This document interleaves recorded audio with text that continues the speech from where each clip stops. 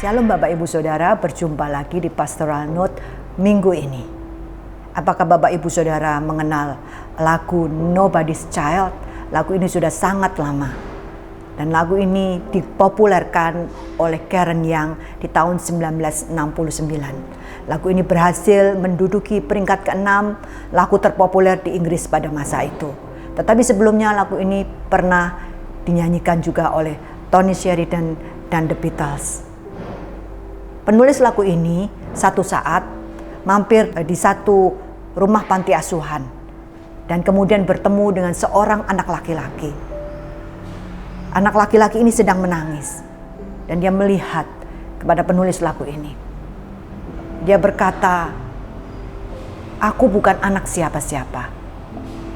Teman-temanku sudah banyak diadopsi, dibawa oleh orang tua angkat mereka. Tetapi tidak ada seorang pun yang menginginkan aku karena aku buta." Dia juga, anak kecil ini juga merindukan berada di tengah-tengah keluarga yang mengasihi dia. Dia juga rindu seorang ibu yang memeluk dia. Dia juga merindu seorang tua, memiliki orang tua yang bisa menyayangi dan mengasihi dia. Tetapi tidak ada seorang pun yang membawa dia atau mengadopsi dia. Pernahkah Bapak Ibu merasa bahwa hidup kita ini sangat sendirian? Tidak ada seorang pun yang memperhatikan kita.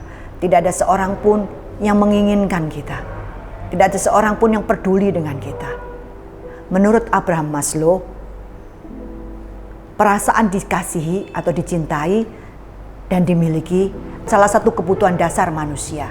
Setiap manusia pasti ingin dikasihi. Karena kasih itu bisa membuat seseorang merasa berharga. Di dalam firman Tuhan ada Raja Daud yang pernah menuliskan dalam Mazmur pasal 27 ayat 10. "Sekalipun ayahku dan ibuku meninggalkan aku, namun Tuhan menyambut aku." Yusuf juga sangat dikasihi oleh ayahnya. Tetapi saudara-saudaranya membenci dia. Dia dipisahkan oleh ayahnya. Dia dibuang ke tempat yang sangat jauh, ke tempat asing. Dan tidak ada seorang pun yang mengenal dia. Tidak ada seorang pun yang mengasihi dia.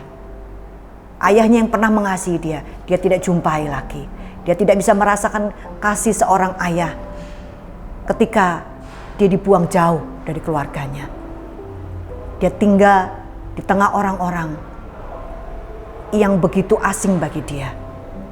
Dia harus bekerja.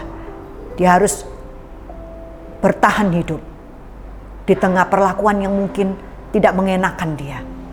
Tetapi firman Tuhan berkata, Allah menyertai dia. Bagaimana firman Tuhan memberikan janji kepada kita, memberikan janji-janjinya kepada kita. Mari kita lihat bagaimana firman Tuhan berkata bahwa kita ini dikasihi oleh Allah. Di dalam 1 Yohanes pasal 4 ayat 19 mengatakan, kita mengasihi Allah karena Allah lebih dahulu mengasihi kita. Dan di ayat selanjutnya dikatakan, inilah kasih itu, bukan kita yang telah mengasihi Allah, tetapi Allah yang telah mengasihi kita dan yang telah mengutus anaknya sebagai pendamaian bagi dosa-dosa kita. Ternyata sebelum kita bisa mengasihi Allah, sebelum kita bahkan mengenal Allah, Allah terlebih dahulu mengasihi kita. Bahkan firman Tuhan berkata dia membentuk kita sejak dalam kandungan ibu. Jadi bukan kita yang pertama mengasihi Allah, bukan kita yang pertama mengenal dan menjumpai Allah, kemudian Allah baru mengasihi kita. Tidak seperti itu. Firman Tuhan berkata, Allah lah yang terlebih dulu mengasihi kita. Jadi sebetulnya meskipun orang lain tidak mengasihi kita, orang lain tidak mempedulikan kita, orang lain tidak mengenal kita, tetapi Allah terlebih dahulu mengasihi kita. Dan kebenaran yang berikutnya, kasih Allah itu adalah kekal. Kasih Allah itu dari dahulu, sekarang, dan selamanya tetap ada bagi kita. Pada zaman dahulu, dalam zaman perjanjian lama, Allah menunjukkan bagaimana Allah mengasihi bangsa Israel.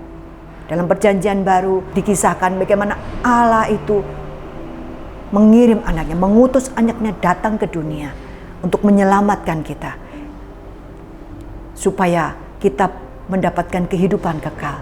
Bahkan firman Tuhan berkata, karena begitu besar kasih Allah kepada kita, Yesus rela mati buat kita. Dia menderita bagi kita untuk keselamatan kita. Di dalam Mazmur pasal 117 ayat 2 dikatakan, sebab kasih-Nya luar biasa atas kita dan kesetiaan Tuhan untuk selama-lamanya. Kasih Tuhan tidak pernah berubah. Bahkan sampai kita tidak ada di dunia ini pun, kasih Allah tetap sama kepada manusia. Dari zaman ke zaman, dari generasi ke generasi, kasih Allah tidak berubah. Dan kebenaran berikutnya, yaitu kasih Allah itu tidak bersyarat. Bukan karena kita baik, bukan karena kita ini punya kemampuan yang luar biasa, baru Allah mengasihi kita. Di dalam Yesaya pasal 1 ayat 18 dikatakan, marilah baiklah kita berperkara. Firman Tuhan, sekalipun dosamu merah seperti kirmisi, akan menjadi putih seperti salju. Walaupun berwarna merah seperti kain kesumba, akan berwarna putih seperti bulu domba. Ketika kondisi kita tidak memungkinkan, secara manusia tidak bisa dikatakan untuk bisa dikasihi, tetapi Allah begitu mengasihi kita. Bahkan dalam keadaan kita masih berdosa, Allah mengasihi kita. Di dalam Roma 5 ayat 8 dikatakan, akan tetapi Allah menunjukkan kasih-Nya kepada kita oleh karena Kristus telah mati untuk kita. Bahkan ketika kita masih berdosa, bukan karena kita baik, bukan karena kita berhasil, bukan karena kita sukses baru Allah mengasihi kita. Bahkan dalam keadaan terburuk pun Allah mengangkat kita. Allah mengasihi kita. Di dalam ayat yang ke-6 di dalam Roma pasal 5. Karena waktu kita masih lemah, Kristus telah mati untuk kita, orang-orang yang berdurhaka, pada waktu yang ditentukan oleh Allah. Jadi ketika kita bukan siapa-siapa, ketika orang menganggap kita bukan orang yang layak dikasihi, tetapi Allah mau mengasihi kita. Manusia mungkin memandang anak kecil yang di panti asuhan itu bukan anak yang layak untuk diadopsi.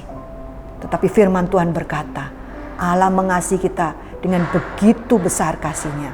Bahkan ketika kita masih lemah, ketika kita tidak berdaya, ketika kita bukan siapa-siapa, ketika kita belum mengenal kasih Tuhan, Allah itu sudah mati bagi kita.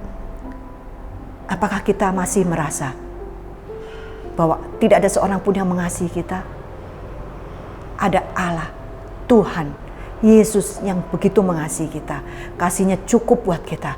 Kasih-Nya begitu besar buat kita. Dia tidak hanya mengatakan Dia mengasihi kita, bahkan Dia membuktikan kasih-Nya melalui kedatangannya ke dunia ini. Milikilah kasih Tuhan. Rasakan kasih Tuhan. Alami kasih Tuhan yang luar biasa. Izinkan Tuhan Yesus menunjukkan kasih-Nya di dalam kehidupan Bapak Ibu Saudara. Izinkan Dia membuktikan kasih-Nya di dalam kehidupan kita.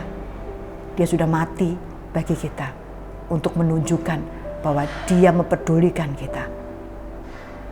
Mari kita buka hati buat Tuhan Yesus, sehingga kasih-Nya itu yang luar biasa itu bisa kita rasakan. Kasih-Nya yang begitu luar biasa itu kita bisa nikmati. Meskipun dunia mungkin melihat banyak kekurangan kita, meskipun dunia mungkin melihat bahwa kita bukan orang yang sempurna, kita bukan jauh dari kata sempurna, tetapi Allah sudah mati dan Dia bagi kita, dan Dia begitu mengasihi kita. Dia bangkit buat kita, Dia naik ke surga buat menyediakan tempat buat kita. Nikmati kasih Tuhan, alami kasih Tuhan, miliki kasih Tuhan Yesus yang begitu besar setiap hari. Mari kita menjalani hari bersama dengan kasih Yesus yang luar biasa. Tuhan Yesus memberkati.